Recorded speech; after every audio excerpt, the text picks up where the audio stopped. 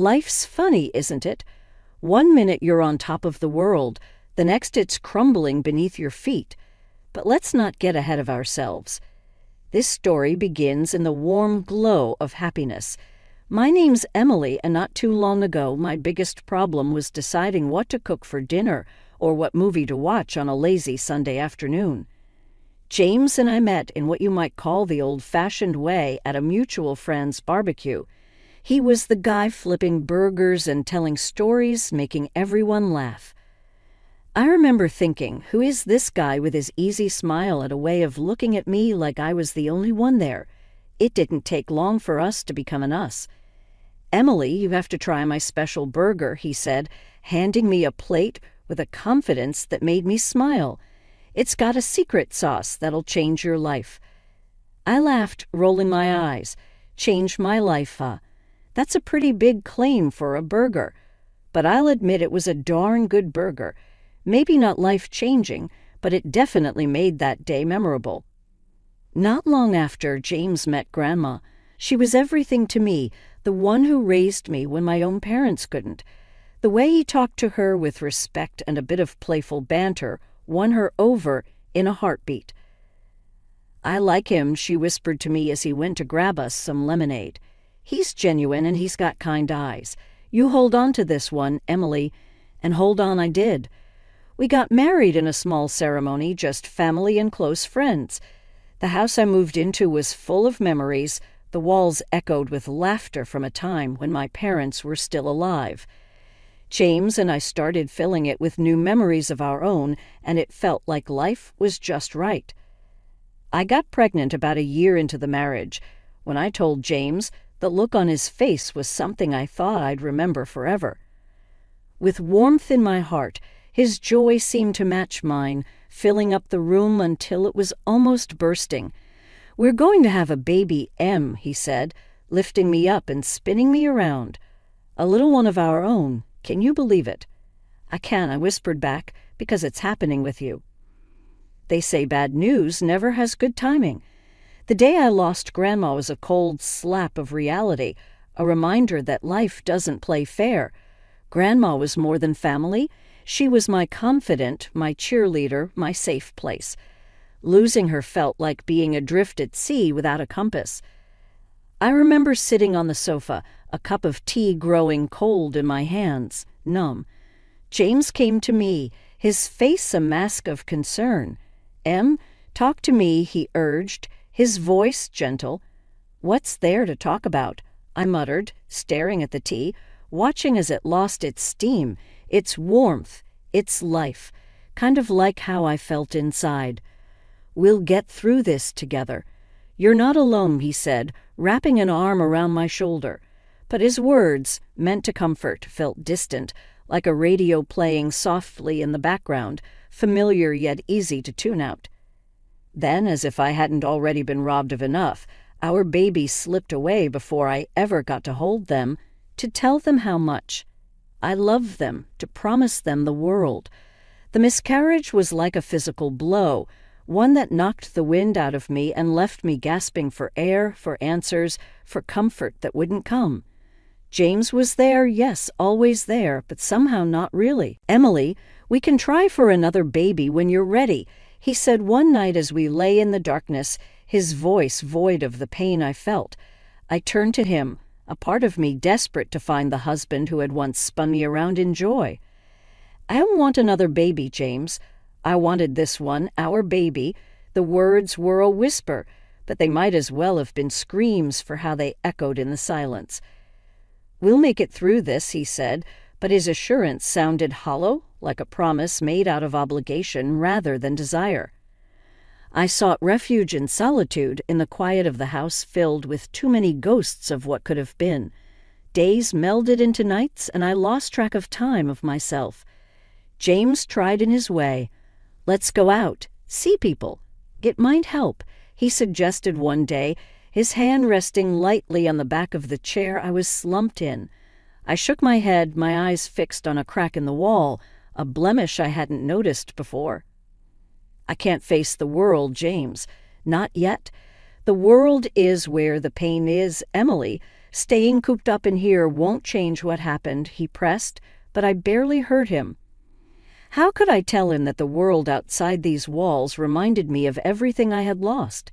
That every street corner, every shop window, every smiling face was a reminder of a happiness that felt like it had been stolen from me. The funeral was a blur. People came, they said things, they left. I nodded, I shook hands, I accepted condolences, but nothing got through. I was in a bubble, watching life happen around me, a life I no longer felt a part of. James was there, of course, but his presence felt more like a shadow than a source of warmth. "You're so strong, Emily," he told me after the service, his hand finding mine. I wanted to pull away, to scream that I wasn't strong, that I was broken. Instead, I just nodded. What was the point in correcting him? As days turned into weeks, I felt James pulling away. Maybe he was tired of dealing with someone who seemed to have given up on life. Maybe he just didn't know how to help me. Maybe he needed an escape from the suffocating sadness that had enveloped our home. "I'm here for you, Em, but you need to start being here too," he said one evening, his patience wearing thin. "Here," I echoed, my voice barely above a whisper. "I don't even know where here is anymore, James." He sighed, running a hand through his hair in frustration. "I mean, you need to start living again, for your sake and mine." I looked up at him, then really looked at him and saw the strain in his eyes. I knew he was struggling too, in his own way, but the gulf between us had grown too wide, too deep to cross with mere words. That's when the creeping thought began to take root. Maybe I was alone in this after all. James was there, but not really, not in the way I needed him to be. As the days rolled into weeks and then months, the chasm between James and me grew wider.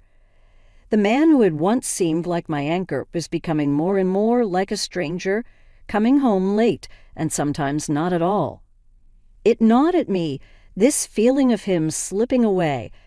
I remember one evening, the clock ticking past midnight and the other side of the bed still cold and untouched when he finally came through the door. I couldn't hold back anymore.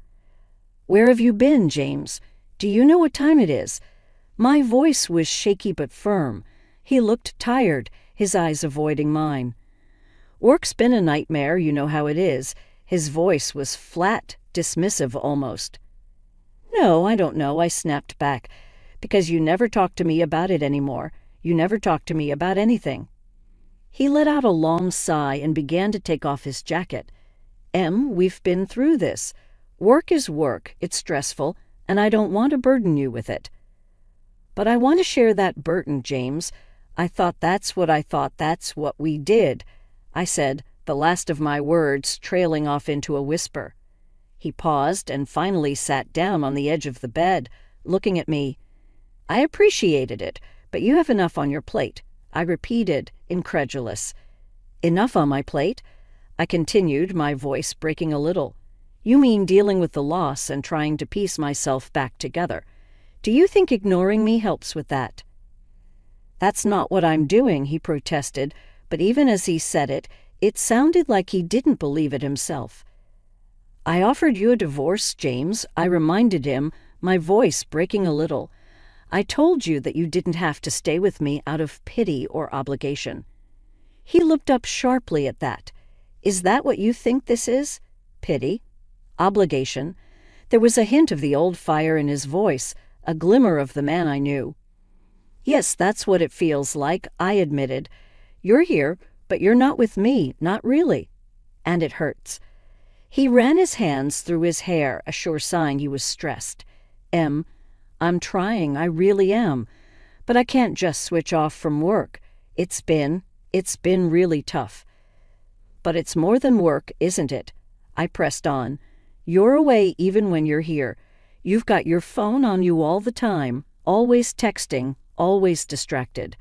He didn't say anything to that, just stared at the floor. "Is there someone else?" The question hung in the air, heavy and frightening. "Em, don't be ridiculous," he said quickly, but his eyes told a different story. I felt a coldness spread through me. This was not the man I married, the the one who would look me in the eyes and tell me the truth, no matter how hard. "I need you to be honest with me, James, please," I implored, my hands clasping and unclasping in my lap. He was silent for a long moment, and then, "There's no one else. It's just work. You've got to believe me." I wanted to. Oh, how I wanted to believe him. But the seed of doubt had been planted, and once that happens, things can never go back to how they were. In the weeks that followed, I watched James like a detective. I noticed how his phone was always face down, how he'd step out of the room to take calls. The signs were there, and I couldn't ignore them anymore. It was a Wednesday when my world finally started to crumble. I answered a call from a number I didn't recognize. "Hello, is this Emily Stanton?" "Yes, who's this?" My voice was steady despite the storm inside. "We need to talk about your husband." My heart sank. "What about him?" "I think you'd better sit down, Mrs. Stanton." The cafe was one of those nondescript places, sandwiched between a laundromat and a closed-down bookstore. It seemed like a fitting backdrop for what was to come. I sat there, stirring my coffee, each second stretching out like an eternity until the man showed up. He was a large man with a look that didn't invite many questions. He sat across from me, his hands clasped together, a folder sitting like a barrier between us. "Mrs. Stanton, I'm sorry for the mystery, but I thought it was best we talk in person," he started, his voice serious. "Who are you?" I asked. "My name's Mike Sanders, and I believe we have a common problem, your husband, James." I swallowed hard. "What about him?" Mike opened the folder and slid a photo across the table. It was James with a woman I'd never seen before, laughing, close, too close. "That's my wife," Mike said, tapping the picture. I felt a strange detachment looking at it. What do they have to do with each other? "They work together, and they're having an affair," he said bluntly. I looked up, meeting his gaze. "That's impossible. James would never." Mike reached back into the folder and took out a handful of printed messages, placing them in front of me. "These are just from the past week," he said. I read them, each word a tiny dagger. There were plans to meet up, pet names, talk of the future. A future without me, without us. "Why are you showing me this?" I asked, my voice a ghost of itself. "Because I thought you should know, and because I want to end it. I thought maybe you would want that too." I stared at the evidence, my mind racing, but my heart already knew the truth. He told me he loved me. He promised he'd never leave. "People lie, Mrs. Stanton, and they're good at it," Mike said, his voice bitter. I took a deep breath, trying to steady myself. He was all I had. "You've got a choice here," Mike leaned forward. "You can pretend this never happened, go on with your life. Or you can confront him, make him face what he's done. And what about you?" I sighed, a heavy, weary sound. "I'm going to divorce her. She can have him if she wants. I just want out." My hands were shaking as I gathered the papers, folding them with care. I didn't feel. "What are you going to do?" Mike asked. The answer surprised even me. "I'm going to fight back," I said. Mike nodded. "Good. If you need anything, evidence, support, you let me know." "Thank you," I said, but as I stood up, I felt anything but thankful. My life as I knew it was over, and it was time for me to figure out what came next. That day the sun hung low, a glaring eye that seemed to watch over the unfolding scene with indifference. I was waiting on the porch when James's car pulled up. His step was light, too light for a man coming home to a crumbling marriage. He caught the look on my face as he approached. "What's with the gloom?" he asked casually, as if my scowl was just another part of an ordinary day. I held up one of the photos silently. His eyes flicked to it, and his smile faltered, but only for a second. "Oh, that," he chuckled. "I see you've met my other woman." I felt a hollow laugh bubble up from my throat. "Is that all you can say?" Oh, that. He folded his arms and leaned against the porch railing. What do you want me to say? That I'm sorry? That it was a mistake? Because it wasn't. I'm not sorry, and it was no mistake. Why, James? I demanded, my hands clenching the photo so tight the edges crumpled. He laughed, a cold, heartless sound. You were convenient, you know. A nice house, a decent bit of savings. And when your grandmother passed, well, that was just icing on the cake.